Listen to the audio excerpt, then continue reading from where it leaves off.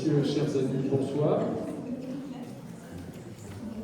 Et bienvenue pour une nouvelle rencontre, une nouvelle conférence de la saison 2025-2026 de l'Institut Maïmonide. Et ce soir, effectivement, je vais vous entretenir d'un sujet lourd de sens, lourd de mémoire, en l'occurrence la Shoah à Montpellier et dans le département de l'Hérault. En préambule, j'aimerais excuser le maire de la ville de Montpellier, président de la métropole, Michael Delafosse, représenté par Liliane Gay, qui est une élue, qui s'est mis au fond ce soir, avec mon ami Fabrice Bertrand, historien, qui peuvent se rapprocher s'ils le souhaitent. Excuser également Carole Belga, présidente de la région Occitanie-Pyrénées-Méditerranée. Remercier les médias qui ont annoncé la manifestation, notamment Midi Libre et la Gazette de Montpellier. Tout dernièrement, l'avocat Pierre-François Veil, maître Pierre-François Veil, fils de Simone Veil, nous a quittés. Nous l'avions reçu en 2018 à Montpellier, salle Guillaume de Dogaret, pour une rencontre autour du devoir de mémoire et d'histoire de la Shoah, peu de temps avant la panthéonisation du couple Veil. Il a été président du comité français pour Yad Vashem. Dernièrement, il était président de la Fondation pour la mémoire de la Shoah. J'aimerais que nous fassions une minute de silence en sa mémoire.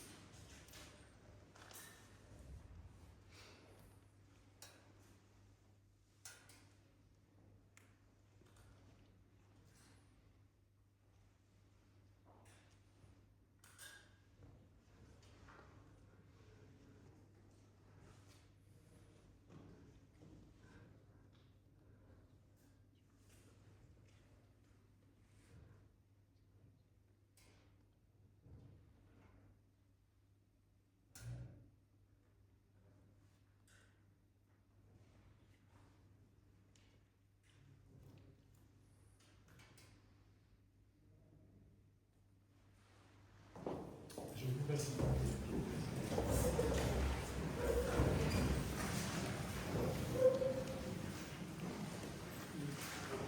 Plusieurs manifestations, plusieurs rencontres ont trait au cataclysme, à la Shoah, à l'Holocauste, à l'Urban, dans le cadre de cette saison 2025-2026, me revient le privilège, l'honneur, le plaisir tout de même, malgré effectivement le sujet grave, de traiter de la Shoah à Montpellier et dans le département hérédité, sujet de plusieurs travaux universitaires publiés, dont notamment mon mémoire de maîtrise, mon mémoire de master et ma thèse de doctorat. Le master portait sur la spoliation des biens juifs à Montpellier dans l'Hérault, un travail que j'avais commis sous la direction du professeur Charles-Olivier Carbonel, de mémoire bénie, avant la mise en place de la commission Mattéoli. Je l'avais effectivement publié en 1996, j'avais rédigé en 1996 et publié en 2000 aux éditions Barthélemy, avec une préface du regretté Georges Frêche. Puis j'avais repris le dossier Shoah, le dossier Seconde Guerre mondiale dans notre région, pour la thèse de doctorat sous la direction du professeur Christian Amalvi, avec lequel nous nous appelons à la demande de Michael Delafosse à une nouvelle version de l'histoire de Montpellier. Et là, j'avais élargi effectivement la réalisation économique, la spoliation des biens juifs, à la politique antisémite du régime de l'État français de Vichy. La Shoah, donc, à Montpellier et dans le département de l'Hérault. Alors, l'histoire des Juifs dans l'Hérault de 1940 à 1944 s'inscrit dans une terre riche d'un passé juif. Je ne vous l'apprends point. Nous n'avons de cesse à l'Institut Maïmonide, notamment, de rappeler les riches heures, les heures glorieuses du judaïsme occitan. La flamboyante période médiévale, vivifiée par l'apport juif andalou du XIIe, s'est certes achevée sur l'édit d'expulsion du monarque français Philippe le Bel en 1306, pour être définitivement close en 1394 sous le règne de Charles VI. Après un siècle, le XIVe fait de multiples renvois et rappels de refus ou prolongation de séjour en réalité. Et vous n'êtes pas sans savoir que le XIVe siècle a été un siècle de tergiversation des monarques français, rythmé par des expulsions et des rappels. La France a été le deuxième pays en Europe à expulser ses juifs, après l'Angleterre en 1290. Mais la France aura été finalement le premier pays à les émanciper en 1789-1791. Si par la suite le judaïsme n'est plus légal en Languedoc jusqu'à la Révolution française, nous avons une absence de juifs, une césure entre le XIVe et le XIXe siècle.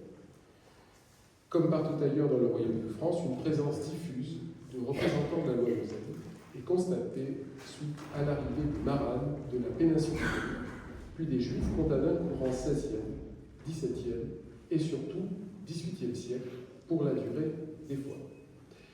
On reviendra peut-être dans le débat sur la question des barrages, des crypto-juifs, des néophytes. Le terme marane n'est peut-être pas le plus approprié pour la région de Montpellier, mais en tout cas, il désignait ces chrétiens à la ville, les juifs à la maison, ces chrétiens plus ou moins forcés qui ont continué de judaïser en cachette.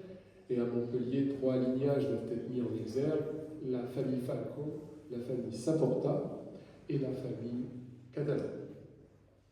Des micro-communautés se sont reconstituées bien avant le décret d'émancipation de 1791, au point d'offrir, au début du XIXe siècle, en 1808, des listes conséquentes d'individus parfaitement repérables.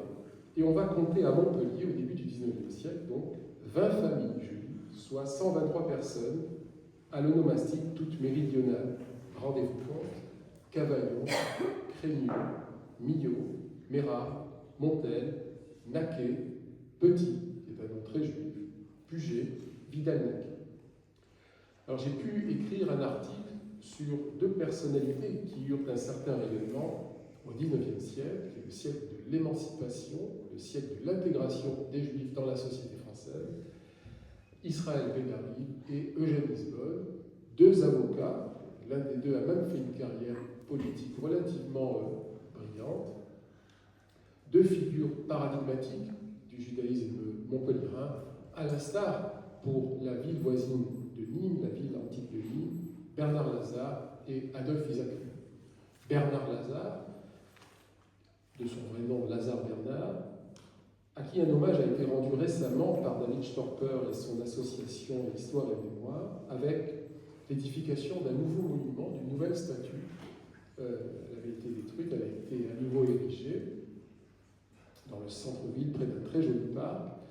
Ce premier défenseur de Dreyfus, qui a eu du reste une activité sioniste importante. Et puis Adolphe Isaac Crémieux, je ne vous le présente point, il était ministre de la Justice. On lui doit l'émancipation des Juifs de Roumanie, dernière communauté juive émancipée en Europe. On lui doit le fameux décret Crémieux. Pour notre ville de Montpellier, nous avions Israël Bédari et Eugène Lisbonne. Et pour la Seconde Guerre mondiale, on aura 2 autres figures, et non des moindres, importantes du judaïsme montpelliérain. J'y reviendrai bien évidemment ce soir: Georges Charpak et Marc Bloch. À la fin du XIXe siècle, des étudiants d'Europe de l'Est viennent se former à Montpellier, toujours attractifs de par son rayonnement intellectuel, de par sa colonne vertébrale universitaire. Des étudiants d'Europe de l'Est viennent se former à Montpellier, notamment auprès de la vénérable famille de médecine, la plus ancienne au monde, la plus ancienne du monde occidental encore en fonction, ou encore à l'Institut d'agronomie. Dans ce dernier secteur sont repérés des noms, et pas des moindres: Esther Gainsbourg, la sœur du Ahad Asher Gainsbourg, l'un des plus grands penseurs sionistes, qui a fait donc ses études à Montpellier. Il vous faut savoir que les Juifs en Europe de l'Est n'étaient pas émancipés. Et donc pour beaucoup, la France, patrie des droits de l'homme, était très attractive. Heureux comme un Juif en France, de nombreux représentants de la loi mosaïque, de Roumanie, de Russie, d'Ukraine, des Balkans, sont venus étudier ici à Montpellier. Il n'y avait pas une association d'étudiants juifs, mais une dizaine d'associations. d'associations d'étudiants juifs, avec plusieurs périodiques en langue yiddish à Montpellier. Il y a eu une intense activité sioniste avec des sociétés palestinophiles, à l'époque, cela voulait dire sionistes, qui souhaitaient répondre à la question juive problématique en Europe par un retour à la patrie ancestrale. Et Montpellier, j'y reviendrai peut-être lors du débat, joue un rôle important dans la cause sioniste, avec quelques exemples importants. En 1897, au premier congrès sioniste de l'ère moderne à Bâle, et sur 12 délégués français, 4 furent de Montpellier, 3 Ashkénazim, les Russes, et un séfarade d'Algérie, Eugène Valensin. Et puis, des tractations pour le départ de l'exodus de Sète en préfecture. Bref, des exemples qui montrent effectivement que Montpellier, d'un point de vue politique pour le monde juif, était en première ligne. Au lendemain de la Première Guerre mondiale, de la Grande Guerre, où de nombreux juifs ont versé leur sang, arrive un certain nombre de séfarades de Turquie et de Grèce. Des séfarades d'abord, des séfarades pures entre guillemets, qui parlent la langue juive si célèbre, le judéo-espagnol, le ladino. À la veille de la Seconde Guerre mondiale, les communautés les plus importantes de l'Hérault sont Montpellier et Béziers, comme aujourd'hui vraisemblablement, et elles peuvent compter respectivement 300 et 150 membres. Un tableau des activités des Juifs a pu être dressé pour Montpellier à la veille de la Seconde Guerre mondiale en 1939. Les artisans et les commerçants forment le gros des professions, l'essentiel des métiers, hormis quelques cassaillants de notables. Le maire de la ville, Benjamin Mignot, oui, vous avez bien entendu, de 1929 à 1935, et les professeurs Lisbonne, de Nunégocho, respectivement des facultés de médecine, des sciences et de droit. La situation a été entièrement bouleversée par la guerre et par la défaite, et voit l'arrivée dans les rangs de plusieurs milliers de juifs. Les juifs, notamment dans la presse vichiste, seront rendus responsables non seulement du déclenchement de la guerre, mais bien évidemment de la défaite. Je me propose donc d'examiner ce soir avec vous la question des internements et des déportations, et d'autre part du combat pour la survie. Et je mettrai en évidence, en exergue, 4 figures emblématiques, 4 figures charismatiques, 4 figures paradigmatiques. Vous aurez compris, Marc Bloch, Henri Chilly, Camille Ernst et Georges Charpak. L'homme de foi, Henri Chilly, premier rabbin de la communauté juive de Montpellier depuis le Moyen-Âge. L'historien Marc Bloch, homme de savoir. Un homme de science, Georges Charpak, qui a une activité résistante soutenue, ici à Montpellier sous le nom d'emprunt de Georges Charpentier. Et un homme de devoir, Camille Ernst, secrétaire général de la préfecture de l'Hérault, vraisemblablement le juste parmi les nations, le Rassi de Moutaoulam, le plus célèbre de la ville de la montagne, de la ville de Montpellier. L'accueil des Juifs dans l'Hérault. Le Cantal. Vous n'êtes pas sans savoir que sur la carte de Tour de France de la mémoire, il y eut, dans l'Hexagone, des camps d'internement de sinistres renommés. Serge Klarsfeld parlait des camps de l'Anti-France, dans notre région Agde, Rivesaltes, Noé, Récébédou, et un camp pour femmes à Mende, en Lozère. L'accueil des Juifs.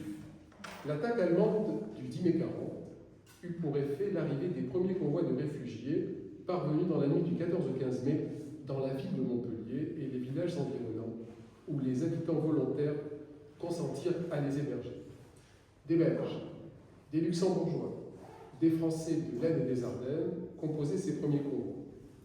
Après la signature de l'armistice avec l'Allemagne le 22 juin 1940, puis avec l'Italie le 24 juin, et le vote des pleins pouvoirs au maréchal Pétain le 10 juillet, le rapatriement vers la zone occupée de réfugiés français et de Belges se poursuit jusqu'à la fin octobre.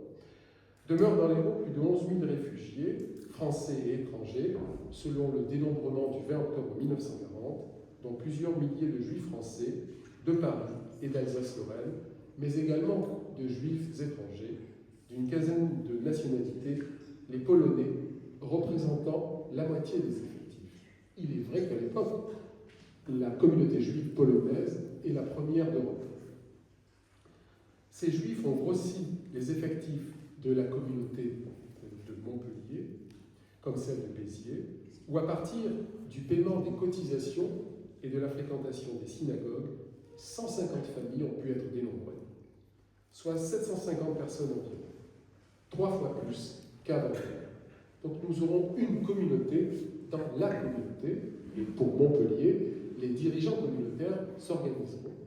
Ce sera le cas de César Uziel, président de la communauté juive, premier président aussi depuis l'époque médiévale, de souche salonicienne, dont le fils participera à la libération de Montpellier et le petit-fils sera président de Montpellier.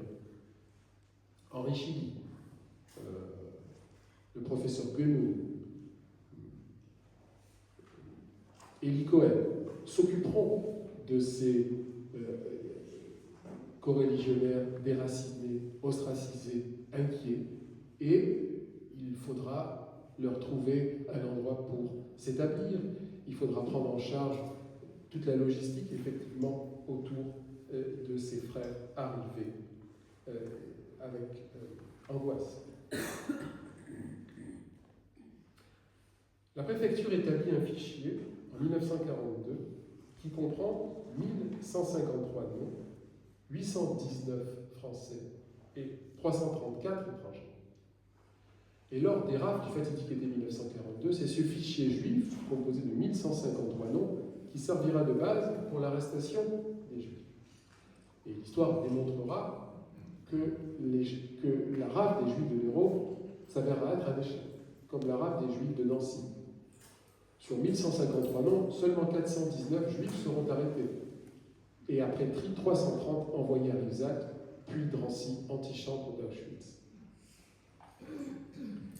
Il faut insister sur le fait qu'au départ, il n'y eut point de différence de traitement de la part des autorités dans l'accueil des réfugiés juifs français ou étrangers. En effet, le président de la communauté de Montpellier, César Uziel, a pu s'occuper, dans un premier temps, de 250 étrangers, et le préfet n'a fait alors aucune difficulté pour leur établissement dans le département. Si les Juifs français sont d'abord touchés par la perte de leur emploi, les spoliations, les Juifs étrangers le sont par les internements. Les uns et les autres, et majoritairement les derniers, ont été ensuite visés par les rafles et les déportations. Les Juifs donc vont perdre leur citoyenneté, si chèrement acquise en 1789-1791. Le régime de l'État français de Vichy démontrera un antisémitisme féroce, antisémitisme d'État national qui n'aura rien à envier à l'antisémitisme nazi. Rendez-vous compte, l'arsenal législatif répressif, c'est plus de 400 lois, ordonnances, décrets qui mettent au banc le représentant de la loi mosaïque, qui mettent au banc de la société le juif, pourtant présent dans l'Hexagone, dans la Gaule, depuis des temps immémoriaux, donc depuis plus de 2000 ans. Le sort des Juifs étrangers empire brusquement à l'automne 40 en raison de la promulgation d'une législation oppressive qui permet leur internement sur une large échelle, et c'est ainsi que la loi du 4 octobre 40 autorise les préfets à interner, je cite, les ressortissants étrangers de race juive dans des camps spéciaux, c'est l'article 1er, ou à leur assigner une résidence forcée, l'article 3, tandis qu'auprès du ministre secrétaire d'État à l'Intérieur était constituée une commission chargée de l'organisation et de l'administration des camps. Et une nouvelle loi du 4 octobre 40 qui englobe désormais pour les Juifs étrangers également l'internement des femmes et des enfants. Ainsi, le préfet délégué Benedetti, tout comme le rabbin de la communauté de Montpellier, Henri Chilly, iront au camp d'internement d'Halle, brosseront un sombre tableau de la situation, des conditions de vie des Juifs, et mettront en évidence deux baraques, le camp des Israélites hommes et le camp des Israélites femmes. Plus tard, l'article 9 du second statut des Juifs, du 2 juin 1941, offre au préfet le droit de prononcer un internement dans un camp spécial, même si l'intéressé est français. Alors c'est dans les centres d'accueil qui leur avaient auparavant offert un premier refuge que sont arrêtés les premiers Juifs étrangers envoyés aussitôt au camp d'Halle. Camp de sinistre renommée, dont il ne reste plus rien aujourd'hui. Il y a le monument qui rappelle les heures sombres. il y a un collège au nom peu innocent de René Cassin, avec une plaque qui rappelle l'action de Sabina Zlatine, la monitrice des enfants d'Isieux, l'histoire ayant retenu l'épilogue douloureux d'Isieux dans l'Inde, mais il vous faut savoir que c'était la colonie des enfants réfugiés de l'Hérault. Sabina Zlatine ayant pu sortir du camp d'Agde 300 enfants juifs et 30 enfants de Cigane, et a mis sur pied une colonie qui était basée entre Palavas et Campestre, le littoral et l'arrière-pays, au niveau de l'Institut Saint-Pierre d'aujourd'hui à Palavas-le-Fleury. Et puis bon, l'histoire a retenu l'arrestation par Klaus Barbie des 44 enfants. Mais il vous faut savoir que les 3 quarts, à 80% de la Seconde Guerre mondiale, ils l'ont passé effectivement à Montpellier, Palavas et Campestre. Quand Montpellier passera en zone, quand elle ne sera plus en zone libre, effectivement, les petits juifs devront effectivement trouver une destination un peu plus cachée, et donc ils monteront dans l'Ain à Isieux.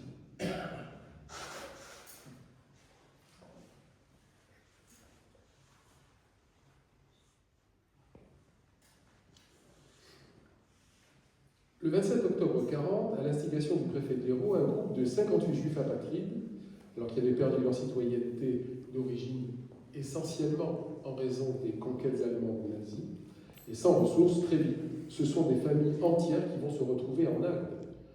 Jusqu'à, il y aura à peu près 6 000 internés au camp d'Agde, il y aura jusqu'à 3 000 juifs. Il n'y avait pas que des représentants de la loi mosaïque, il avait été créé pour les réfugiés de la guerre civile espagnole, mais il accueillera des démobilisés tchécoslovaques, des travailleurs indochinois, des tziganes et évidemment des juifs. Je vous enjoins les uns et les autres à vous rendre dans la petite ville d'Agde et à vous recueillir devant ce monument et devant le collège René Cassin. Un autre exemple de l'application de la loi sur les Juifs étrangers du 4 octobre est fourni par la ville de Béziers. Le commissaire central de cette localité écrit en effet le 6 novembre au sous-préfet pour lui conseiller l'internement au camp Agatois de Juifs polonais qui ne se livrent à aucun travail et passent leur journée à se promener sur les allées Paul Riquet, pour ceux qui connaissent Béziers, où ils ne cessent de tenir des colloques. Très bavards, les Juifs. Comme ils sont généralement plus pratiquants que leurs coreligionnaires d'autres nationalités, ces réfugiés créent à Béziers une atmosphère qui ne peut que devenir nuisible pour la tranquillité publique. Je continue de citer aussi, j'estime que leur internement immédiat mettra un terme à cet état de choses pernicieux. Fini les colloques des Juifs sur la place de Béziers. Le commissaire adresse à son supérieur une liste de 69 personnes avec leur adresse, dont une partie se retrouvera dans les trains acheminés vers les camps de la mort en Pologne. Le recensement du 30 janvier 1942 est une année cruciale, tournant dans l'histoire de la Seconde Guerre mondiale et de la Shoah. Le recensement de la fin janvier 1942 montre que le département héroltais comptait alors 4209 juifs. 4209 juifs, 4209 israélites, soit un peu moins de 1% de la population totale, dont 2701 étrangers, 64%, et 1508 français, 36%. Le fichier juif établi par la police début 1942 est constitué de 3529 noms, dont 1658 français, 47%, et 1870 étrangers, c'est 53%. Alors, ces derniers appartiennent à une quinzaine de nationalités différentes. La plupart, environ 75%, sont originaires d'Europe centrale et orientale. Les plus nombreux donc sont les Polonais, et pour cause, 45%, suivis par les Allemands, 11,5%, les Turcs, 8%, les Luxembourgeois, 7%, etc., Autrichiens, Tchèques, Grecs, Roumains, Russes, Lettons, Espagnols. Il faut souligner qu'à la différence de l'immense majorité des réfugiés juifs étrangers arrivés dans l'Hérault au début de la guerre, les originaires de Turquie et de Grèce, les Séphardim Tahor, les séfarades purs, faisaient partie intégrante de la collectivité juive de Montpellier, de la communauté juive de Montpellier, mais également de celle de Sète, de celle de Béziers, Sète qui ne s'orthographiait pas comme aujourd'hui, depuis les années 30 et même auparavant. Dans le fichier, la résidence est indiquée pour 3 quarts des cas. Le tiers des Juifs se retrouve à Montpellier, donc 1153, je l'ai dit tout à l'heure, soit 32,6%. Dans l'ordre décroissant, Béziers, Sète, Lodève et Pézenas. Alors peut-être pas Sète, mais il est intéressant de remarquer que c'était les communautés juives les plus florissantes également pour l'époque médiévale. Vous n'êtes pas sans savoir qu'il y a eu des juifs dans la ville de Lodève, en terre picénoise, à Pézenas, où longtemps il y avait improprement écrit ghetto. Vous savez que c'était un terme anachronique et impropre, puisque c'était des quartiers judéo-chrétiens ouverts. Pour la ville de Sète, j'ai retrouvé une liste dressée par le Commissariat général des questions juives, le tristement célèbre CGQJ, véritable ministère des Affaires juives vichistes, pour le début de l'année 42, une liste qui comprenait 177 juifs étrangers appartenant à 8 nationalités différentes, dont 86 polonais, 39 turcs, 11 belges et 4 apatrides. Parmi les 46 juifs français présents également dans la ville, 4 étaient français présumés israéliens. 17 juifs, effectivement, étaient étrangers, 10%, tous polonais ayant leur résidence au camp d'Anne. Environ 10% des Israélites ne se sont pas fait recenser. C'est le cas notamment pour la ville de Montpellier, d'après une liste que j'avais pu découvrir, contenant 114 noms, n'ayant point souscrit à la déclaration d'appartenance à la race juive. L'on devait rédiger un texte dans lequel on certifiait appartenir à la race juive.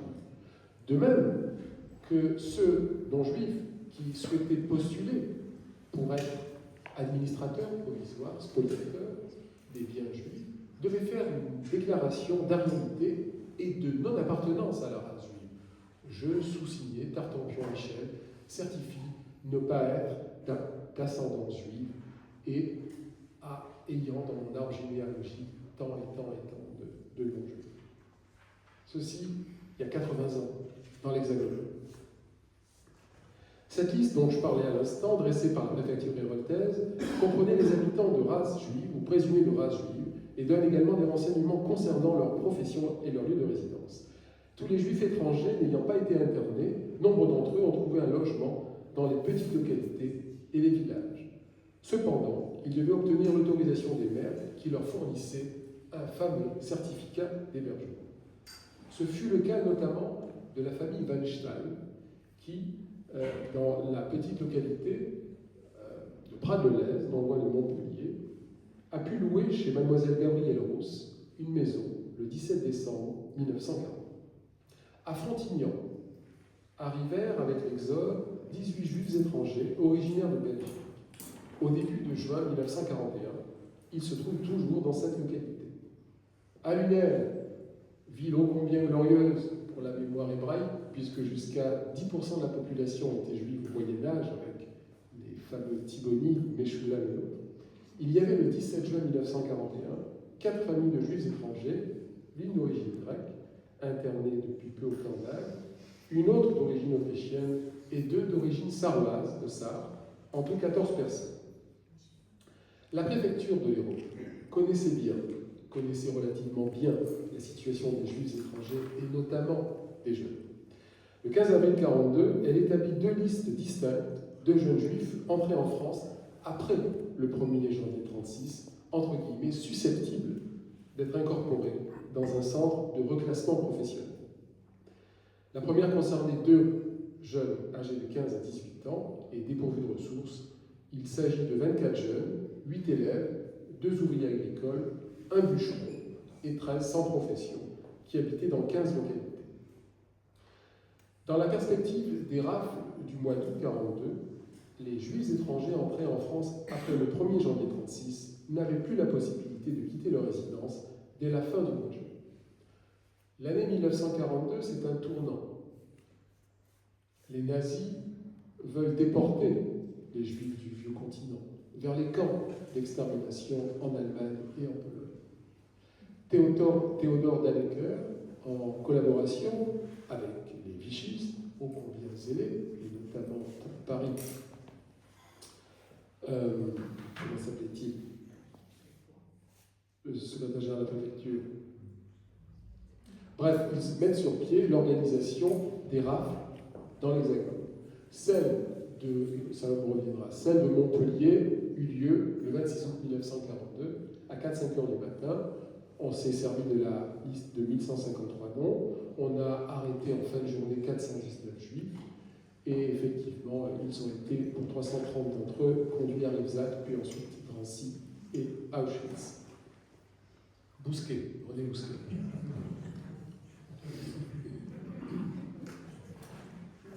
René Bousquet.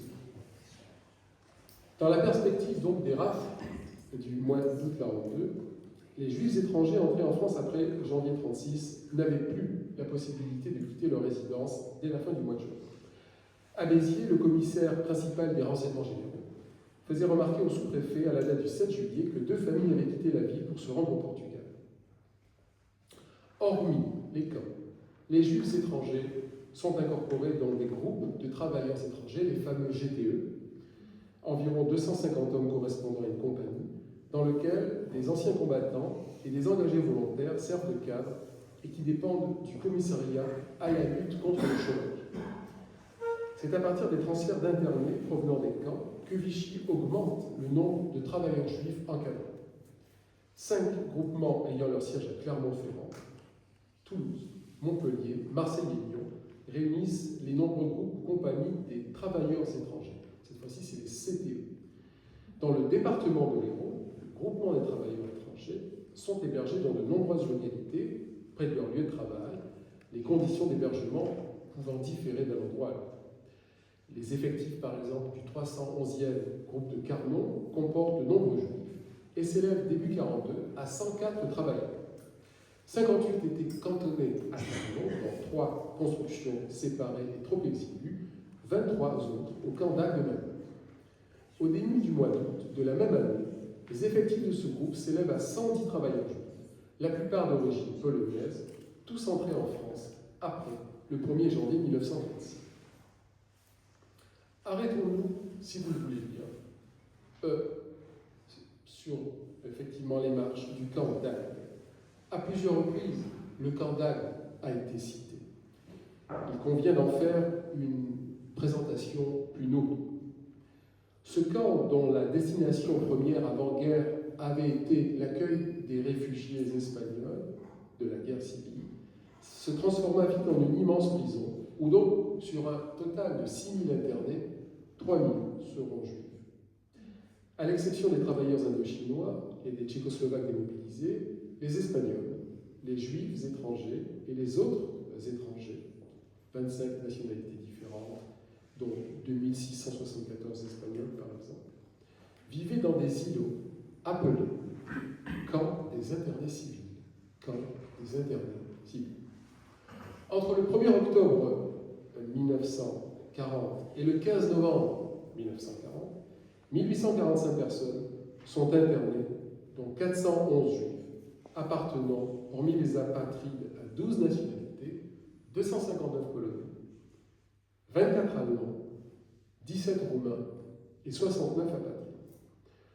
Le nombre global d'internés s'élève à 4700 le 20 novembre 1940, 5900, dont 305 enfants de moins de 3 ans le 30 novembre. Les effectifs tomberont à 4967 le 29 décembre, 4836 le 6 janvier 1941. Alors les conditions de vie, j'en ai dit un mot tout à l'heure, vous pouvez imaginer aisément, étaient terribles, étaient pénibles du point de vue de l'hébergement, du point de vue de la nourriture et bien évidemment de l'hygiène. Le rabbin Henri Chili a dénombré le 25 novembre 1940, lors de sa première visite au camp, 1300 juifs, dont 500 femmes et 400 enfants, parmi lesquels 80 de moins de 2 ans. Les hommes étaient logés dans 4 baraques, camps des Israélites hommes, les femmes dans 5 autres, camps des Israélites femmes. Dans son rapport, le docteur de la loi Henri Chili, premier rabbin d'une communauté organisée depuis l'époque médiévale, souligne la mauvaise situation matérielle du camp, le moral des internés très déprimé en raison du régime disciplinaire imposé, en raison bien évidemment de la séparation des femmes et des enfants, de la séparation des familles. Il conclut qu'un effort urgent doit être fait au triple point de vue de l'alimentation, couchage, hygiène, Nul doute, je le cite, que les premières améliorations n'aient pour effet de relever également le moral des internés. Il importe donc, poursuit le rabbin, que ce premier effort soit fait sans délai. Fin de citation. Les témoignages des internés que j'ai pu recueillir au moment de la préparation de ma thèse ne laissent aucun doute sur les souffrances endurées. J'aimerais citer ici le cas d'Henri Kichka, citoyen belge.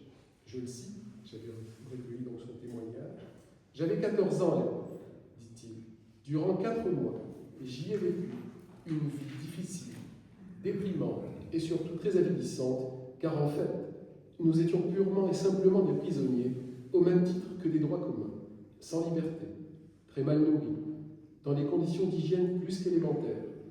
Comme en Allemagne et en Pologne, hommes et femmes furent séparés, avec interdiction de communiquer ou de se voir. » Henri Kichka le poursuit. « Les gardes mobiles n'étaient point spécialement tendres avec nous. Plusieurs fois, je suis parvenu à me faufiler sous les barbelés du camp d'Agde, au nez et à la barbe des gardes mobiles. Je faisais un saut jusqu'à Agde-Centre, moins d'un kilomètre, où les habitants me donnaient généreusement des morceaux de pain et de la veille, mais qui avaient un goût de pain. Je refaisais le parcours à l'envers à mes risques et périls, et en profitais pour jeter par-dessus les barbelés du camp des femmes le pain que j'ai destiné à ma mère et à mes 2 sœurs.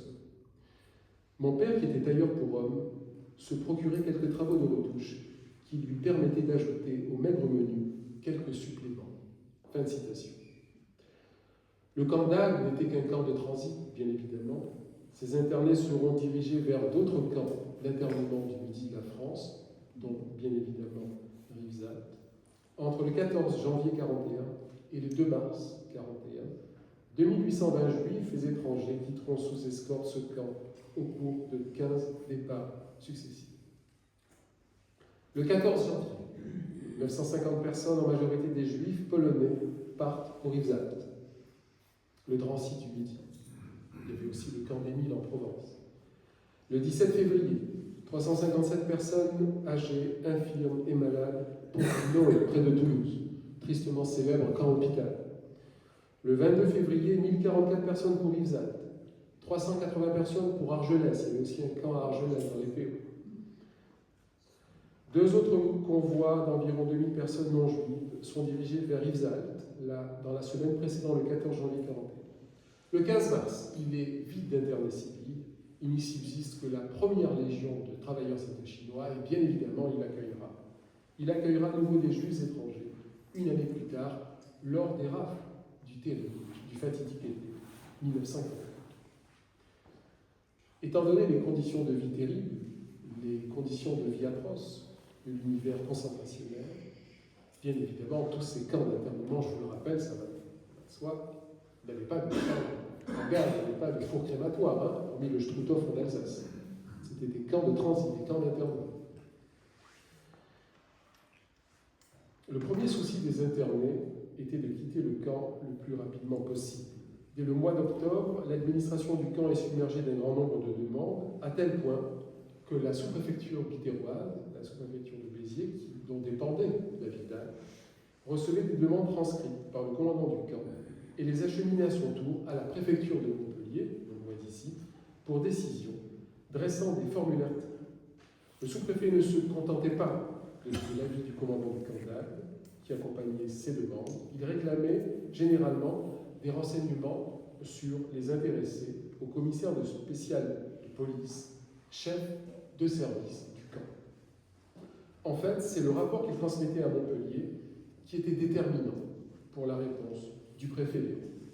3 arguments étaient généralement avancés pour les internés en attente d'une libération.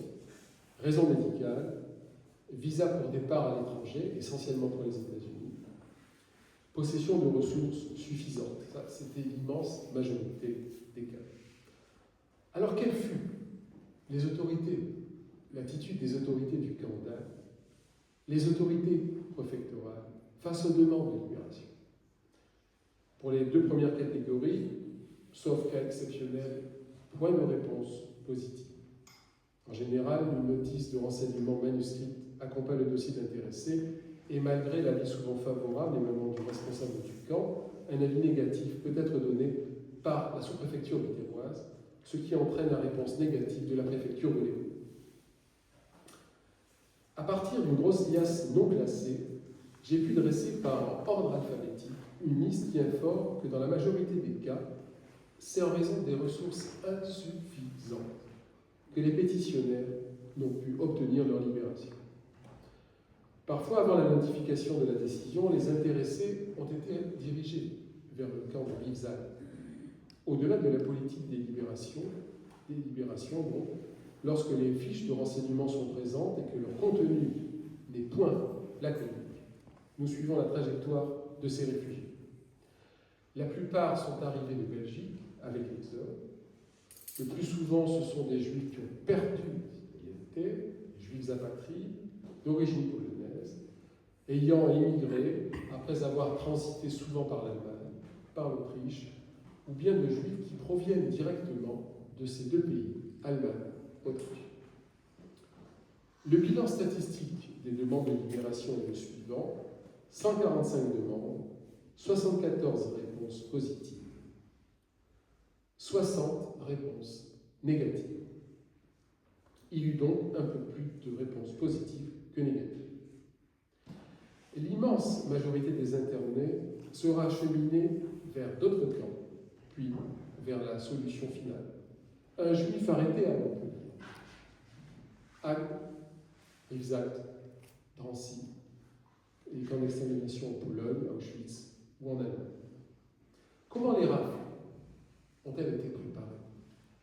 Comment ces opérations de ramassage, il fallait ramasser les juifs, ces opérations particulières se sont déroulées dans le département de l'Hérault.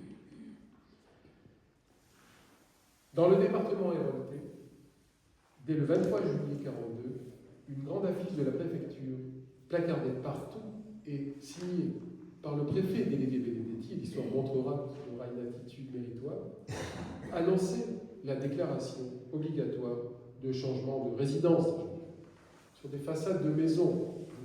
Vous auriez pu voir cette affiche. Sur le mur des Jardins du Pérou, il y avait ces affiches. Le 29 juillet, la police de Vichy envoie un télégramme au préfet de Perpignan en communication avec le préfet de Montpellier, ordonnant de supprimer les visites et de renforcer la surveillance des camps à partir du 1er août, disposant à cet effet des forces de police et de gendarmerie, suivant l'accord donné par l'intendant de police de la ville de Montpellier. Il fallait donc, vous l'avez compris, cacher aux intéressés la destination de la déportation.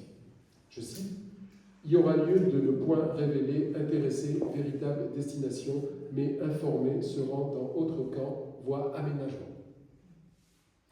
Le 8 août 1942 a lieu à Montpellier en une réunion avec la participation parmi d'autres des préfets de l'Aveyron, du préfet de Pyrénées-Orientales, de l'Hérault et également de l'Aude et de Lausanne. L'objectif de la conférence était de mettre au point les mesures contre les Israélites.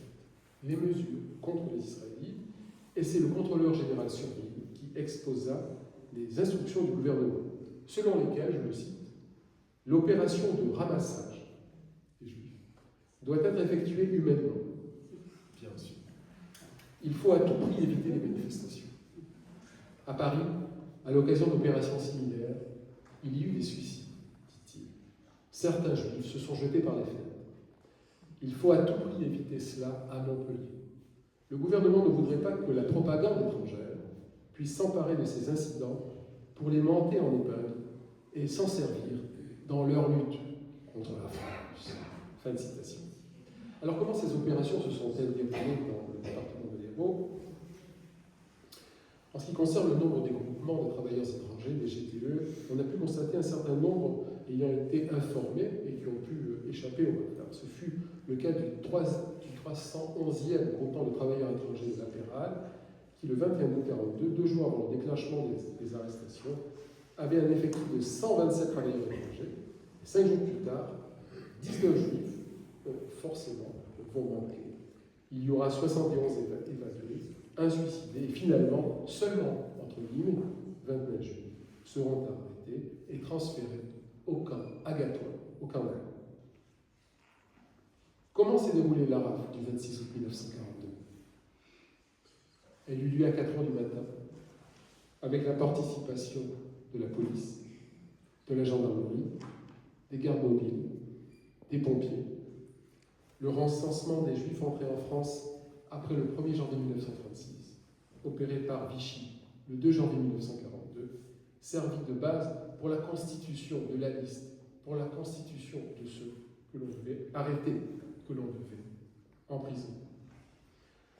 À la demande de l'honorable M. Bousquet, une deuxième liste fut établie. Elle concernait les Juifs incorporés dans les GTE. La RAF prévoyait l'arrestation d'un millier d'hommes, de femmes et d'enfants, 1010 d'après une information transmise par le gouvernement de Vichy à la police et à la gendarmerie du département de la Meurthe, établie dans 64 localités. 140 Juifs à arrêter à Montpellier, 118 à Frontignan, 100 en Alpes, 69 à Béziers, 54 à Sète, 45 à Montagnac, on allait jusque dans l'arrière-pays, 43 au Bousquet d'Or, près de Béziers, 43 à Florensac, 39 à Palavas-les-Flots, 35 à Lonève, 23 à La Cognette, 15 à Sévignan et en fin de journée seront conduits au camp d'Al seulement 419 personnes, 34 au lieu de 69 pour Béziers, 14 au lieu de 31 pour Pézenas, 13 au lieu de 100 pour Agde, 7 au lieu de 11 pour Bédarieux. Bédarieux, on en dira un mot lors de la partie sur les Juifs parmi les nations, terre de refuge, pour mettre en avant le souvenir émouvant d'une dame exceptionnelle et qui a caché la famille Weiler, Mademoiselle Fan. La commission de jumelage, qui fonctionnait sous la présidence du sous-préfet de Béziers, a exempté 60 personnes. Finalement, ce sont 355 Juifs étrangers transférés au camp de Vilsac dans 2 convois, le premier comprenant 222 personnes, le deuxième 133 personnes. L'échec partiel de la rafle des Juifs de Lyon, comment l'expliquer ? On l'a souvent évoqué lors de conférences, lors de cérémonies mémorielles à Montpellier.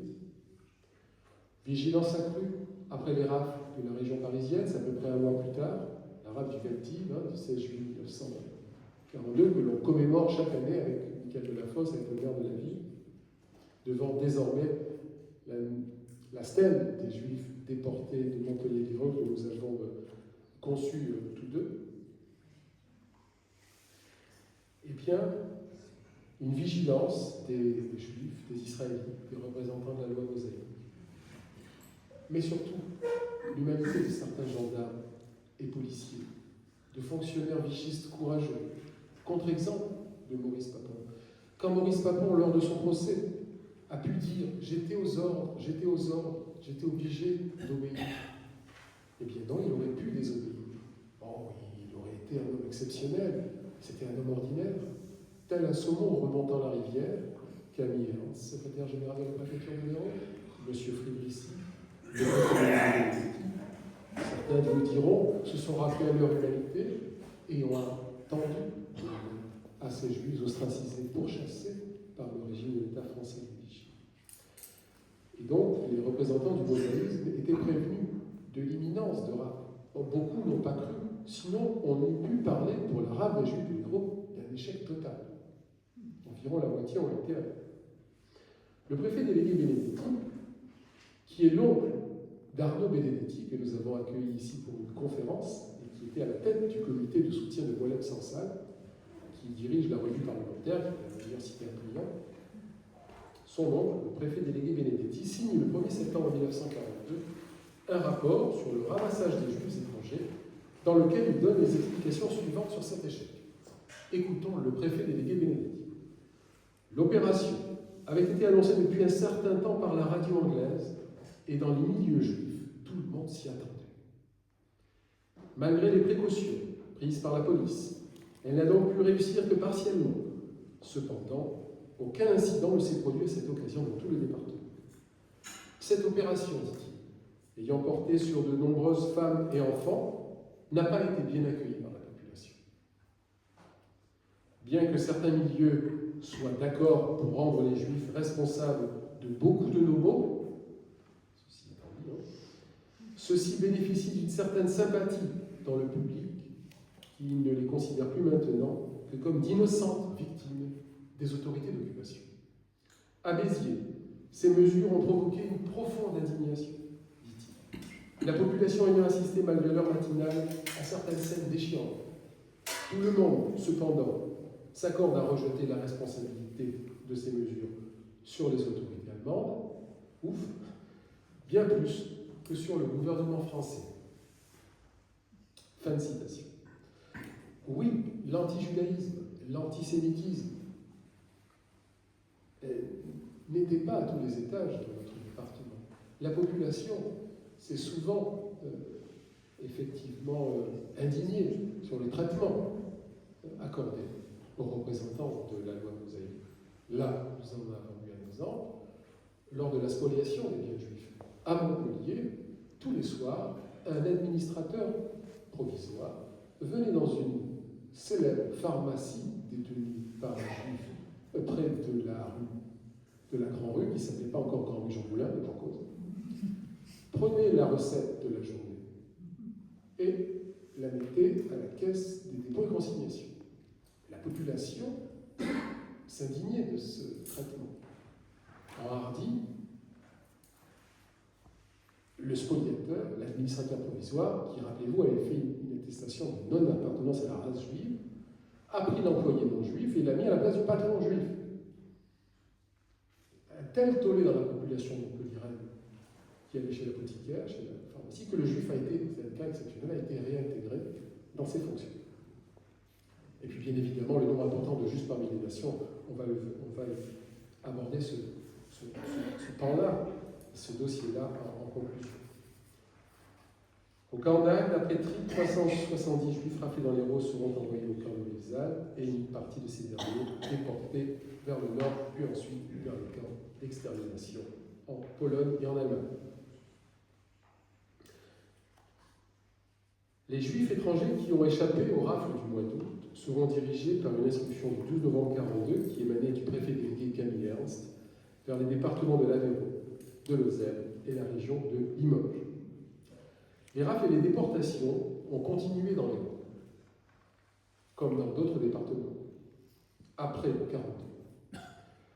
L'occupation de la zone libre par l'armée allemande s'est traduite pour Montpellier par l'installation dans la ville d'un détachement de la police nazie, la SIPO-SD, commandé par le docteur Tanzmann. Une dizaine d'antennes furent déployées dans les 5 départements de la région.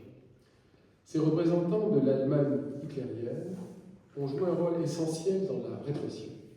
On coordonnait également jusqu'à l'été 1944 les déportations vers les camps en Pologne via Nancy. Et la police secrète nazie, la Gestapo, la Geheimstaatspolizei, s'est tristement illustrée, notamment à Caserne-Neuve, mais également à la Villa. À la Villa, à Ville Castello. Comment s'appelait-elle? La Villa des Recenses. Du 21 au 23 février 1943, une nouvelle rafle affecta le département de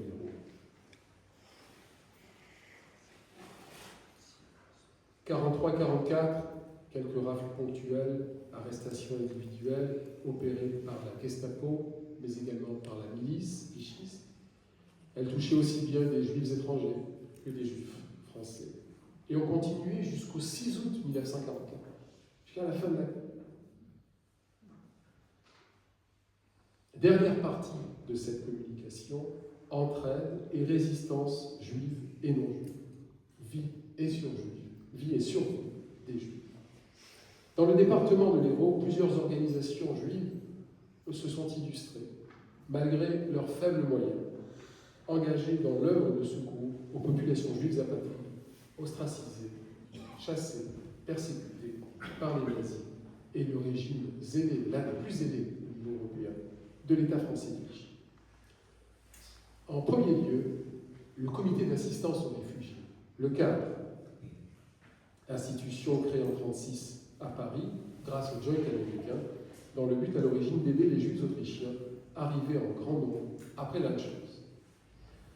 Le CAR, replié à Marseille, assistait fin 40 9500 réfugiés, étrangers pour la plupart, et une section du CAR va être créée à Montpellier, avec l'appui du dirigeant communautaire César Luciel, et qui avait pour secrétaire une femme, Suzanne Aron, une Parisienne née à la fin du XIXe siècle à Paris et qui s'est retrouvée à Montpellier.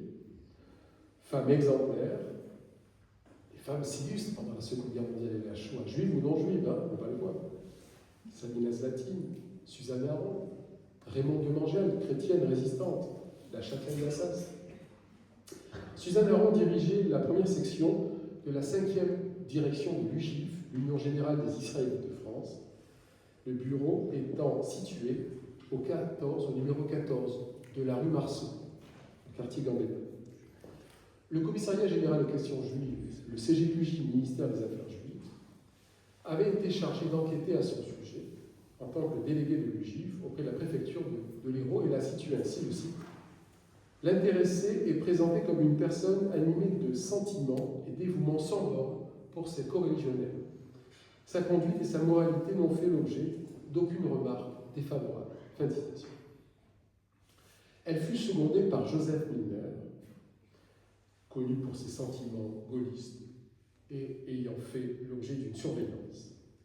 Avec son épouse, ils avaient été déchus par décret du 28 février 1942 de la nationalité française. Il était diplômé de la faculté des sciences de Toulouse. Il était ingénieur chimiste et c'est lui donc qui a secondé Suzanne Aron. Un tandem formidable pour la communauté juive de Montpellier, attitude à l'égard des institutions, aide des juifs étrangers. Il s'occupait également des enfants. Mais les choses vont évidemment se durcir, les événements vont empirer. Le CJQJ de Vichy réclame le licenciement des juifs étrangers au sein de l'UGIF. Par ailleurs, les cartes d'identité au titre de l'UGIF doivent désormais porter la mention juif et être revêtues de la signature du chef de cabinet et du cachet du commissariat. Hormis les aides matérielles en argent, le CAR s'engagea à extraire les juifs étrangers du camp d'Anne. Alors, toute une correspondance échangée avec la préfecture de l'Hérault raconte avec constance ce noble combat. Suzanne Aron va solliciter la libération, par exemple, des Rudensky-Lischitz, des Algerstein. Cette famille va être prise en charge par le comité d'assistance aux réfugiés. Elle pourra demeurer quelque temps à Viol-le-Fort, près de Campus, en attendant leur départ en Allemagne. Pendant la Seconde Guerre mondiale et la Shoah, il y avait une maison à Égypte, à Campus, Viol-le-Fort, qui a accueilli des Juifs.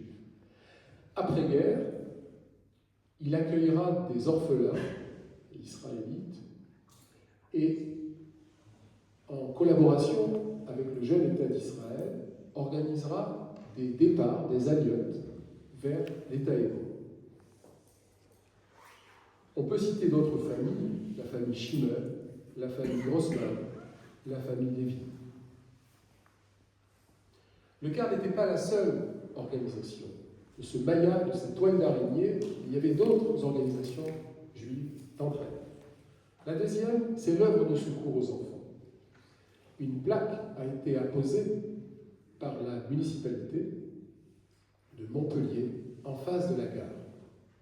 Je vous engage à aller la lire, c'était, je crois, en 2012. L'œuvre de secours aux enfants. L'œuvre de secours aux enfants s'était donnée pour tâche essentielle l'assistance médico-sociale aux enfants et aux adultes, l'assistance médico-sociale dans les camps d'internement, l'accueil des enfants dans les hubs et l'entraide médicale. Alors elle a fondé à Montpellier en mars 1941 un centre médico-social dont le rôle fut capital pour l'accueil des réfugiés et des enfants juifs internés. Au même moment, elle fait l'acquisition à Palavas les Flots d'un home qui, dès l'été 1941, devient un solarium marin. Institut Saint-Pierre, n'est-ce pas? Pour les enfants affaiblis et retirés des camps par ses soins. Sabine Zlatin, celle que l'on a appelée la Dame d'Isieux, a travaillé en tant qu'assistante sociale au camp d'Anne. De ses mémoires, on peut extraire ce passage. Lorsque, dans ma tenue d'infirmière militaire et revêtue de ma grande cape, j'ai pour la première fois poussé la porte d'une des baraques, j'ai eu la révélation du spectacle de misère et de désespoir que donnaient ces êtres croupissants dans la paix.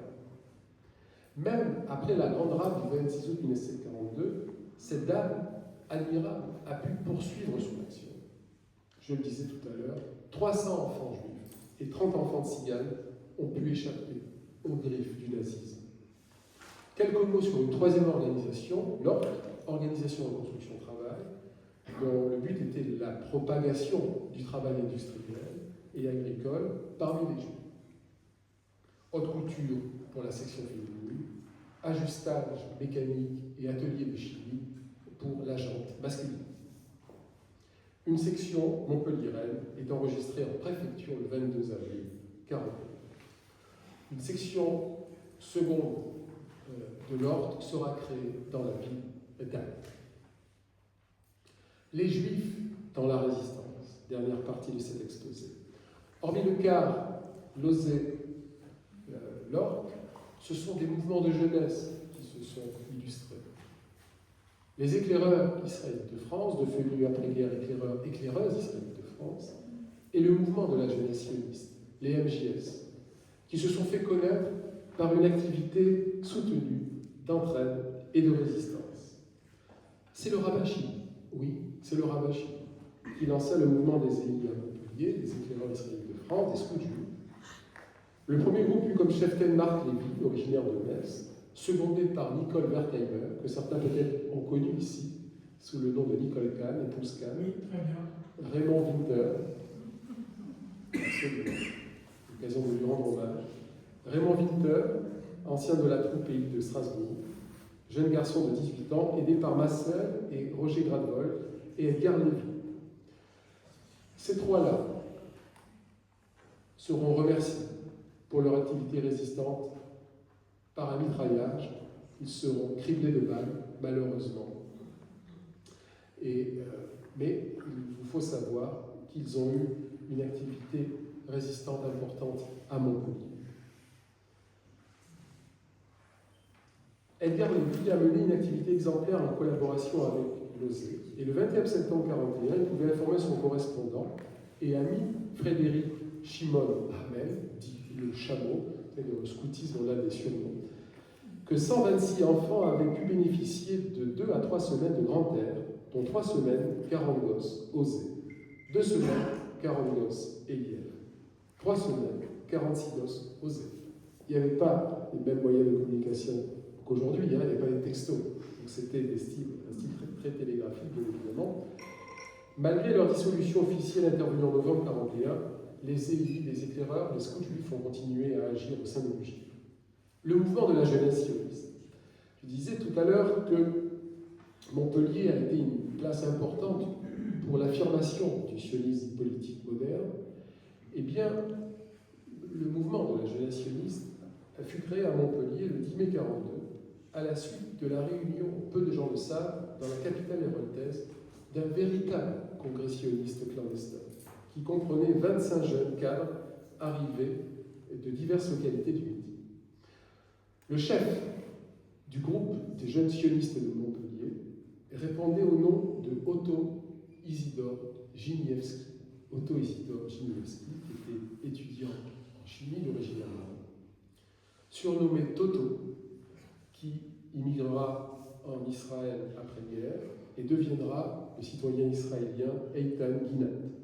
C'est lui qui fut l'organisateur de cette rencontre historique, dont l'initiative appartint à Simon Lévit, ancien secrétaire général des éclaireurs israélites de France. Parmi les nombreux juifs d'origine étrangère qui ont trouvé refuge dans l'Hérault et qui ont eu une activité résistante soutenue, il convient de citer le nom de Georges Charpentier. Georges Charpentier. Sous le nom d'emprunt Georges Charpentier, il fut élève au lycée de Montpellier avant d'être déporté à Dachau. Écoutons-le. J'avais quitté Paris à la veille de la grande rafle du Veldiv, organisée par l'honorable M. Bousquet et les siens, avertis la veille par un camarade de classe dont le père était agent de police.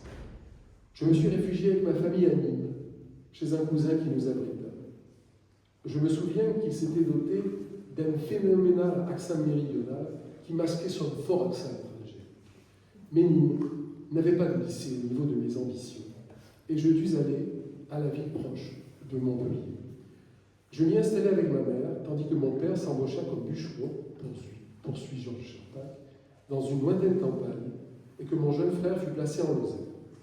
Je ne cherchais pas à m'intégrer dans la ville. Aucun de mes camarades de classe, même parmi mes plus proches, ne fut mis au courant de ma situation d'étranger camouflé. Ceux qu'ils contactèrent étaient liés à des organisations de jeunesse animées par des communistes ou à l'organisation militaire qui leur était liée, les FTP.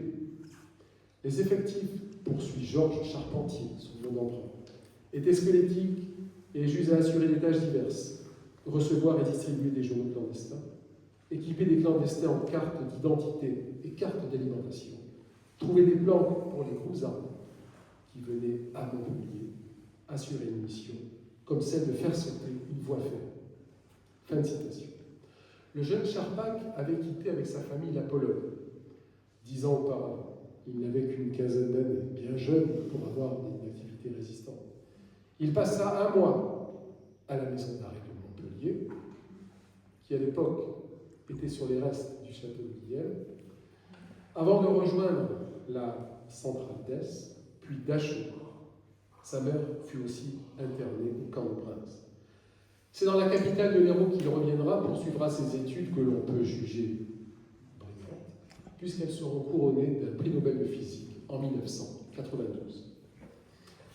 Avant de revenir sur Henri Chili et sur Camille Ernst et bien sûr Marc Bloch prochainement panthéonisé, rapidement rappeler la mémoire de Robert Crépiti, qui venait souvent aux conférences de l'Institut Malboni, qui habitait Péronne, qui était l'ami d'Edith Moscovitch, qui a eu une activité résistante importante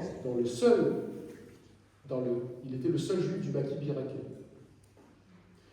Il a eu une activité résistante avec Léon Glaser, nom de guerre Henri Glaser. Et il m'est doute de rappeler effectivement sa mémoire.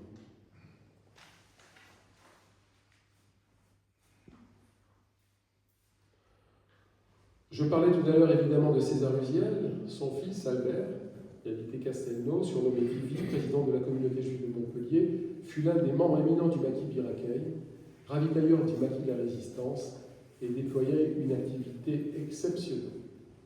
Il a participé à la libération de Montpellier, il a même commis des actes que je ne peux pas révéler, il fait promettre de ne point le dire, et il a participé à la libération de Montpellier.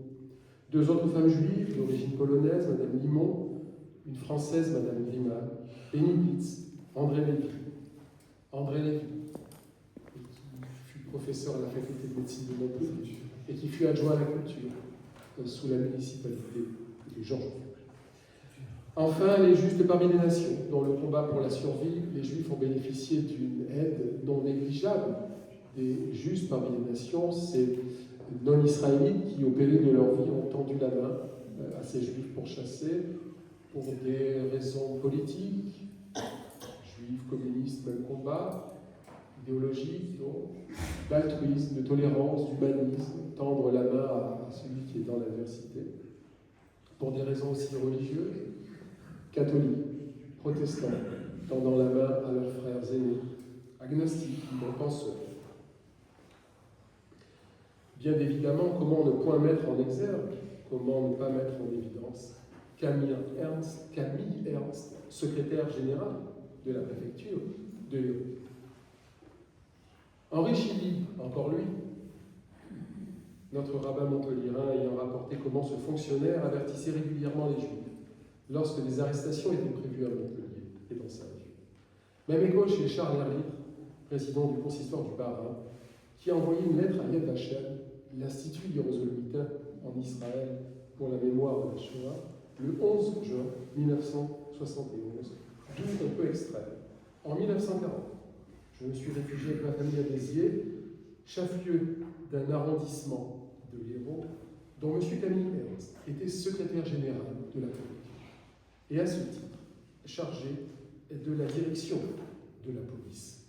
Lorsqu'en 1940, poursuit-il, les premières mesures d'internement avaient été mises en vigueur à l'encontre des coreligionnaires étrangers, M. Camille Ernst, en présence de M. le rabbin Chili, nous a déclaré que s'il pouvait, sur notre déclaration, affirmer vis-à-vis de son administration que les personnes visées n'étaient pas à la charge du département, il serait prêt à ne pas donner suite aux instructions qui lui étaient prescrites.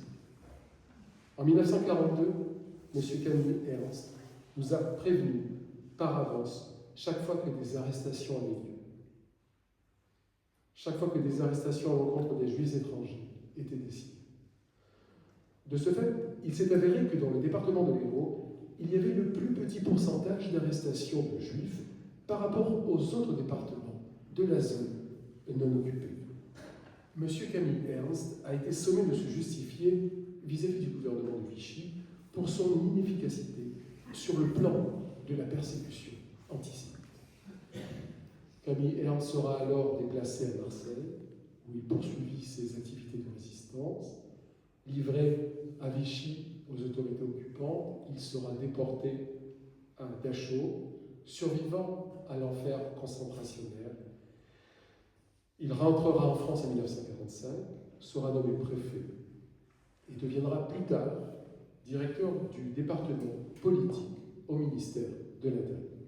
C'est sur la base du témoignage que je vous ai lu, ajouté à ceux d'autres personnes sauvées, que Camille Ernst fut nommé par Yad Vashem le 10 novembre 1971, juste parmi les nations. La ville de Montpellier et la préfecture de l'Hérault ont honoré sa mémoire.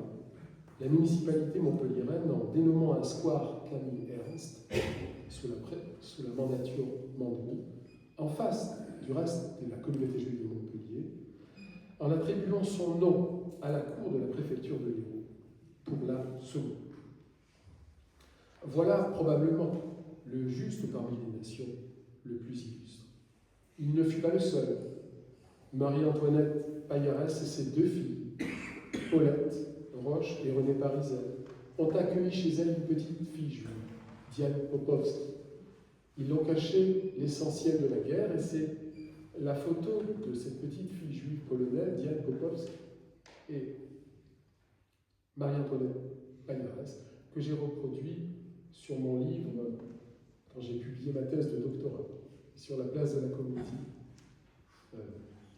Esplanade Charles de Gaulle, le vrai Charles.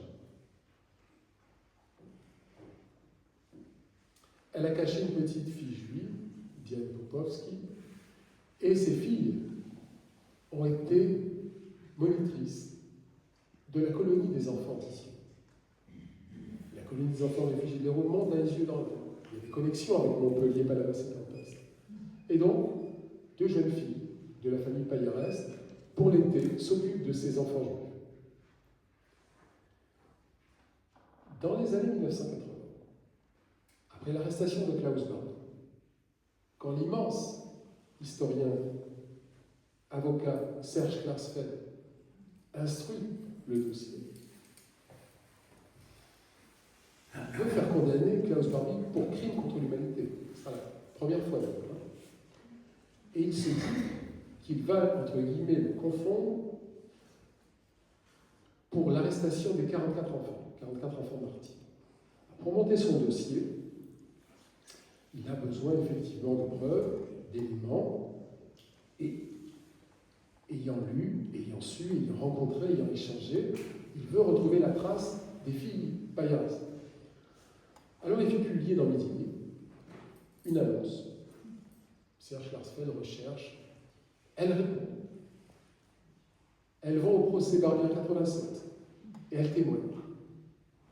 Et évidemment, Klaus Barbie sera condamné pour crime contre l'humanité. À l'époque, dans les années 80, il était plus facile de condamner les nazis que de condamner Vichy.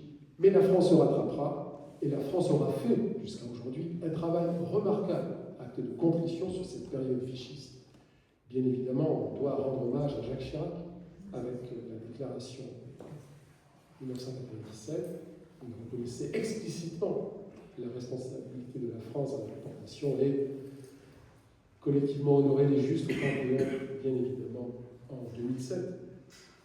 Voilà quelques figures importantes des justes parmi les nations.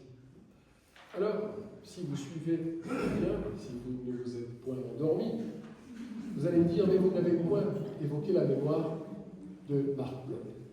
Je vais finir par Marc Bloch, bien évidemment, parce qu'il va être prochainement panthéonisé, parce qu'il devait être traité le 26 mai par Annette Becker, l'immense historienne spécialiste de la Seconde Guerre mondiale et de la Shoah, mais elle doit subir une intervention chirurgicale, donc elle traitera de Marc Bloch à l'hiver prochain. Il devait intervenir aussi le 28 juin au MAGE, au Musée d'Art de Paris, avec Pierre Saly. Donc elle a décalé tous ces rendez-vous, mais on l'entendra avec intérêt parce que c'est l'une des plus grandes spécialistes de Marc Bloch, prochainement panthéonisée. Michael Delafosse et la ville de Montpellier ont inauguré le parc de l'université Paul Valéry par Marc Bloch en novembre, je crois, novembre-décembre 2020. Marc Bloch, il était historien, médiéviste, évidemment résistant. Ce médiéviste propre, rigoureux à l'analyse fine, qui a subi les affres de l'antisémitisme. Il définissait ainsi la plus vieille haine de l'histoire, la judéophobie, poison contagieux, subtil et polyfiltre. Et sa définition n'a pas pris une ligne. Elle n'est pas sans rappeler cette définition de l'antisémitisme du grand pensionniste Léo Pitzker, maladie héréditaire, contagieuse et incurable. Il a été frappé, Marc Bloch, par les lois de Vichy, lui si français, décoration de 14, mobilisation volontaire en 1939, il fut exclu de la fonction publique en octobre 1940, puis relevé des déchéances pour services exceptionnels rendus à la France.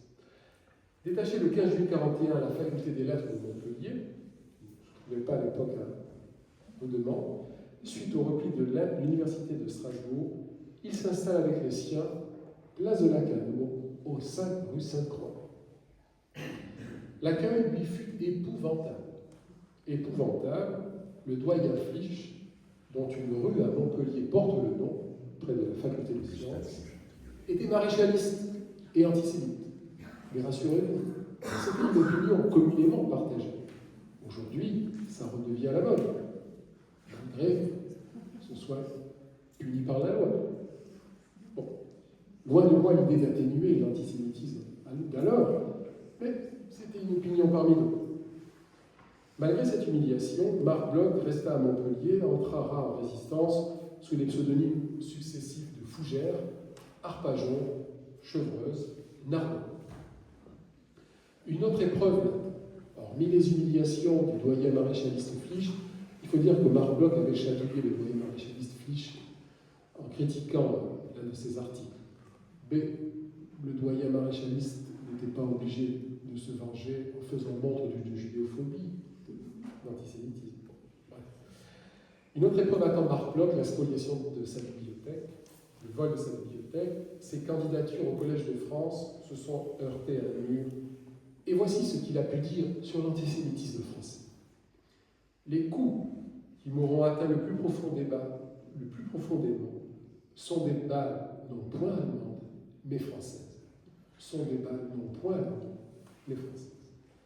Dans sa lettre testament de mars 1941, s'il refusait en croyant, je cite, que fussent récitées les prières hébraïques, fameux Kaddish, sur sa tombe, en revanche, voici ce qu'il disait. J'affirme donc, s'il le faut, face à la mort, que je suis né juif. Dans un monde assailli par la plus atroce barbarie, la généreuse tradition des prophètes hébreux, que le christianisme, en ce qu'il eut de plus pur, repris pour l'élargie, ne demeure-t-elle point une de nos meilleures raisons de vivre, de croire et de lutter, entre guillemets. À Montpellier, Bloch a participé à la création du mouvement Combat en zone sud, qu'ont rejoint Pierre-Henri Talguel, Jean-Rémy Palanque, fut doyen de l'université en Provence, Du collègue de Strasbourg, le germaniste anti-nazi Edmond Vermeil de Congé, révoqué en 1942. Ils se sont réunis dès 1941 dans le cercle d'études de Montpellier, occupé au renouveau de la France, et j'ai pu traiter de ce sujet dans un article, dans une communication dans un colloque à Congénie, consacré à Edmond Vermeil, et j'avais écrit un article issu de cette communication pour les actes du colloque. Marc Bloch, la dernière image assez floue que je conserve de mon père, dira son fils Étienne, est celle d'un monsieur emmitouflé dans son pardessus, sur le quai de la gare de Montpellier, en décembre 1942. Hommage donc lui est rendu en ce moment à Montpellier, au niveau national, avec une panthéonisation. Bien sûr, il faut rappeler la mémoire de Lucien Febvre, qui a tant fait au lendemain de la guerre, pour Marc Bloch. En conclusion, je sais que j'ai été un peu long, vous m'en excuserez. Délibérément, dans cette conférence, dans cette communication, j'ai mis de côté deux aspects que j'ai souvent traités par ailleurs. Le comportement de la presse, soumise aux pressions du régime de Vichy, une presse aux ordres, non libre, et la politique d'aryanisation économique, car c'est assez indigeste. En revanche, j'ai voulu mettre en relief le destin des nombreux juifs étrangers réfugiés dans les camps. Une grande partie ayant été internée avant les déportations de Pologne. Il s'agit donc de l'application, vous l'aurez compris, de la solution finale à la question juive, conçue et réalisée par les nazis à l'échelle du département de l'Hérault avec un zèle certain de complicité de l'État vichiste. Vous aurez constaté l'échec de l'arabe du 26 août 1942. Faut-il y voir une humanité plus grande qu'ailleurs? Climat de tolérance des gens du Midi. Je n'irai pas jusque-là. Enfin, en tout cas, on peut quelque part, effectivement, le mettre en lumière. La solidarité agissante de la résistance juive, le CAR, l'OSE, l'ORG, la MJS, qui se sont engagés dans la lutte armée contre l'occupant. Les Juifs ont été des résistants, bien évidemment. Parmi eux, 4 héros fusillés par les Allemands, les frères Gradwold et Edgar Levy le 10 juin 1940. Enfin, les Juifs spoliés, humiliés, pourchassés, parqués, ont trouvé des âmes nobles, des âmes magnanimes qui les ont sauvés. Ces sauveurs, ces sauveteurs non juifs, dont certains, mais pas tous, malheureusement, ont reçu le titre de juste par l'émotion, dont Camille Ernst ou Marie-Antoinette Payas. Je conclurai donc, comme dans mon ouvrage Vichy et les Juifs, l'exemple de l'Hérault, en affirmant que le département de l'Hérault ne constitue pas, certes, un terrain comparable à celui des Cévennes protectrices. Si le modèle Cévenol, effectivement, a généré une solidarité collective, on pourra en dire quelques mots dans les questions, l'exemple héroltais que j'ai eu le privilège de traiter à l'université offre plutôt des cas de solidarité individuelle. Des gens d'église, les sœurs dominicaines du monastère des Touraines, le père Paul Parguin, l'abbé Prévost, les sœurs Jeanne et Marie Ager, le professeur Balmès et Giraud de la faculté de médecine, le doyen Jourdain de la faculté des lettres. Solidarité individuelle. Mais le temps des justes et des terres de refuge n'en a pas moins concerné notre département côtier, le département de l'Hérault. Voilà, je vous remercie.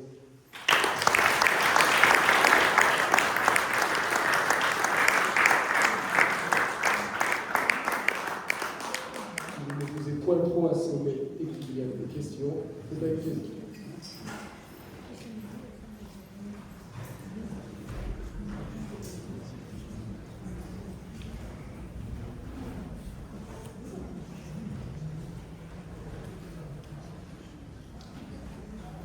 Alors, s'il n'y a point de questions, je vous propose d'approfondir ce sujet au travers de nombreuses publications. Spoliation, déportation, résistance aux éditions Barthélemy, Vichy et les Juifs, l'exemple de l'Hérault aux éditions Presse universitaire de la Méditerranée, mais également les Juifs de Montpellier, des Terres d'Oc, publication écrite, les Juifs d'Occitanie, une histoire méconnue, publié avec le Roger Conrad, Et aussi, évidemment, les Juifs des Terres d'Oc, paru aux éditions du Cercle en 2014. Madame. Vous avez parlé des femmes allemandes. Qu'est-ce qu'il en est devenu? Elles ont été, une fois qu'elles ont été internées en Inde, elles ont été déportées à Auschwitz. Certaines, oui. Elles ont été libérées.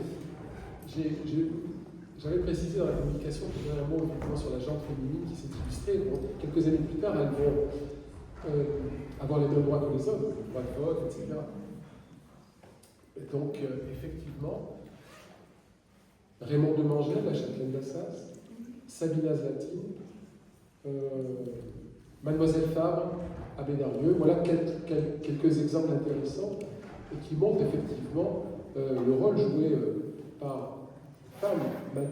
La châtelaine d'Assas ne se contentait pas, toute châtelaine qu'elle fut, avec du sang bleu dans ses veines, de boire du thé avec le petit doigt en l'air. Elle a eu une activité résistante. Elle a permis à des Juifs de passer en Espagne par le monastère de Saint-Andras. Donc vraiment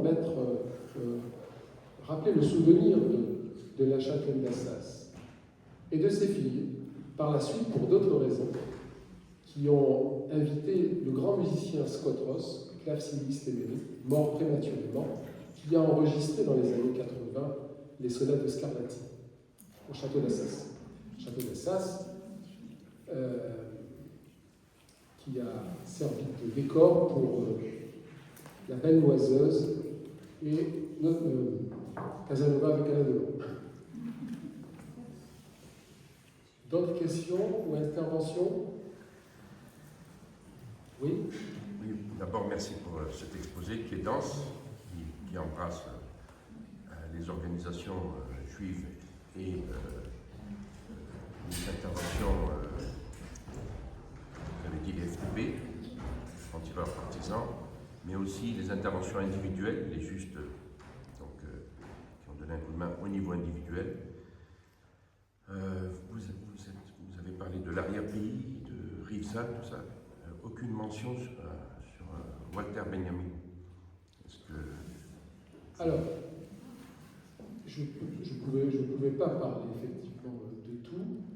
Si j'avais eu le temps, j'aurais aimé parler également, même si on sort de la région du Camp des Milles, parce que bon, la Provence, c'est une région différente, mais on est plus proche d'Aix-en-Provence que de Toulouse.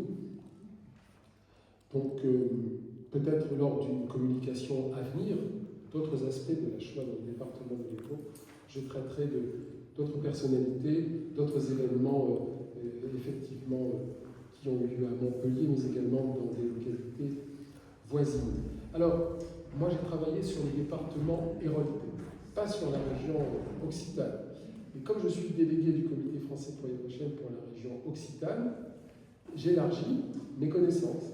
Et là, récemment, j'ai été dans les Pyrénées-Orientales pour l'inauguration d'une plaque avec le souvenir français, avec le comité français pour la chaîne, à Caudalie, près de Prades, la ville de Pablo Casals.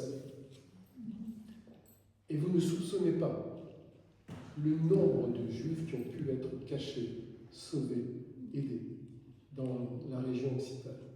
C'est la 3e région au niveau des Juifs parmi les nations en France. Et quand vous voyez les villages, les localités reculées où les Israélites sont allés se réfugier, avec Edith Moscovitch, nous avons remis de nombreuses médailles de justes et avec l'ambassade d'Israël, par exemple dans la Vonage, à Hérépian, à Bédarieux, à Ganges, à Capisson, à Perpignan, à Nîmes.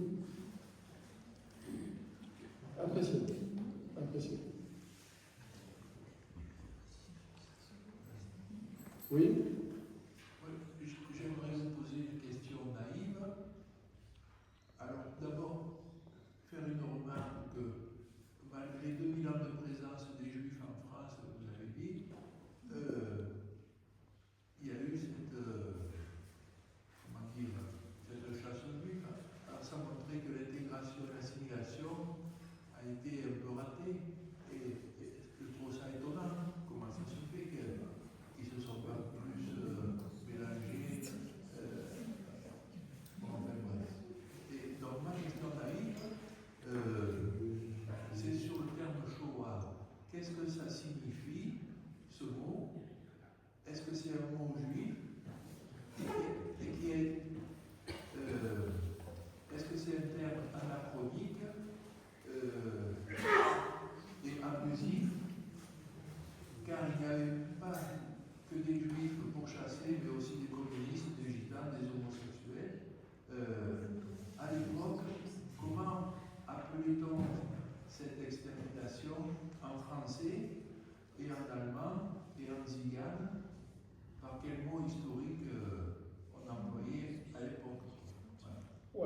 ça pourrait faire l'objet de plusieurs conférences. L'histoire de l'antisémitisme. Ah, c'est un vieux sport français européen, l'antisémitisme. Mais rassurez-vous, la France est peut-être le pays qui a le plus donné aux Juifs.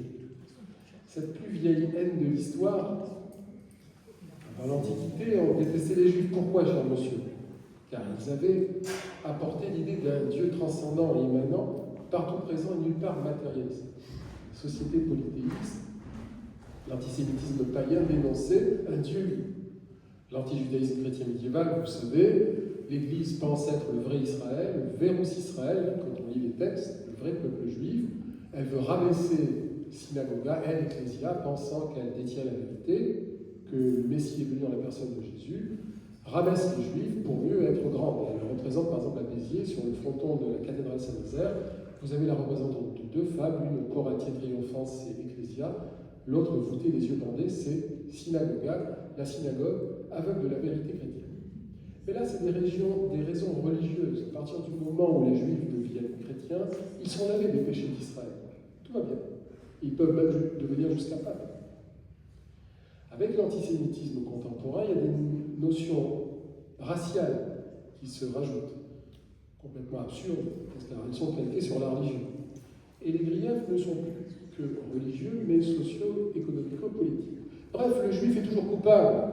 Il est coupable d'un Dieu unique, il est coupable d'avoir tué le Christ. Et à l'époque contemporaine, il est coupable d'être capitaliste. Il est coupable d'être communiste. Et aujourd'hui, il est coupable de quoi? Il est coupable d'Israël, il est coupable d'exister, il est coupable d'être jamais chez lui quand il faut. Bref, il est toujours coupable. Alors, on croyait plus ou moins naïvement qu'avec les lois mémorielles, en France et ailleurs, et ça, il faut rendre hommage, évidemment, à certains hommes politiques de qualité, comme le ministre Guessot, l'antisémitisme ne disparaîtrait pas, mais serait canalisé dans sa boîte. Malheureusement, il est ressorti de sa boîte, c'est un virus mutant qui se propage à toute allure. Eh bien, cette aversion, cette détestation des Juifs s'offre une nouvelle jeunesse. Mais il y a du racisme partout. Aujourd'hui, on assiste à un radicalisme, à un populisme, partout. Extrême droite, extrême gauche, vous avez des antisémites, des racistes, un peu partout. Tiens, moi j'aime pas mon voisin par exemple, il met tous les jours sa poubelle devant ma maison. Je suis raciste avec mon voisin. Bref, c'est un sport humain, le racisme, la jalousie. Il faut en permanence lutter contre. Mais pour répondre à votre deuxième question concernant le vocable Shoah, c'est un mot hébreu qui signifie catastrophe, cataclysme, qui s'est imposé avec le film de Claude Lanzmann, Shoah, dans les années 80, l'œuvre de 9 heures de Claude Lanzmann. Ça n'a pas été évident au départ. On avait organisé une conférence avec le professeur Charles-Olivier Carbonel, éminent historien historiographe, qui envoie l'histoire européenne de l'Europe, professeur à l'université de Montpellier, et aussi à l'université de Toulouse, sur les vocables pour désigner le génocide juif au cours des âges. Il y a eu Holocauste, Khurban, génocide, Shoah. Les Américains utilisent le mot de Holocaust. Vous allez à Washington, il y a le Holocaust Museum. En France, non, parce que quelque chose de religieux dans l'Holocauste. Les Juifs n'ont pas été des victimes expiatoires. Bon, les Américains, ils emploient le terme Holocauste. Les Israéliens avaient employé le terme Khurban. Finalement, c'est Shoah qui va s'imposer. Alors, bien évidemment, dans les camps d'extermination, il n'y avait pas que des Juifs. Il y avait des droits communs, des résistants, des tziganes, des homosexuels. Et il faut rappeler, l'extermination n'a pas uniquement concerné les Juifs, même s'il y a une singularité, il y a une unicité avec la Shoah, le nom, la méthode, la nature.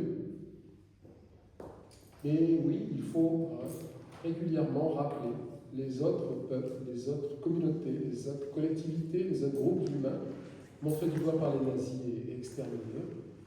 Et c'est pour ça que, encore une fois, bravo à la municipalité, à Michael Delafosse, d'avoir rendu hommage à ces tziganes, un peuple gitan, qui a été exterminé dans les camps d'extermination. Montpellier a été la première ville à organiser une telle cérémonie. Donc Shoah, c'est un terme hébreu, un terme hébreu.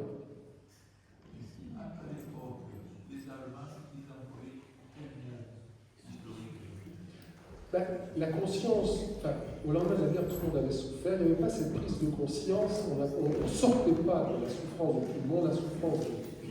C'est avec le temps qu'on va prendre conscience qu'il y a une extermination des Juifs, un génocide juif, et petit à petit, il y a des mots qui vont s'imposer. Voilà, chers amis, nous nous retrouverons le 3 juin avec le professeur Mohamed Ali Amir Moïsi pour la conférence qui était prévue en janvier. Alors ne manquez pas ce rendez-vous, c'est un homme d'origine iranienne, un progressiste, c'est un homme de paix, et c'est l'un des plus grands savants concernant le Coran, l'islam et le prophète Mohammed. Alors soyez nombreux le 3 juin dans la salle de Prague. Merci.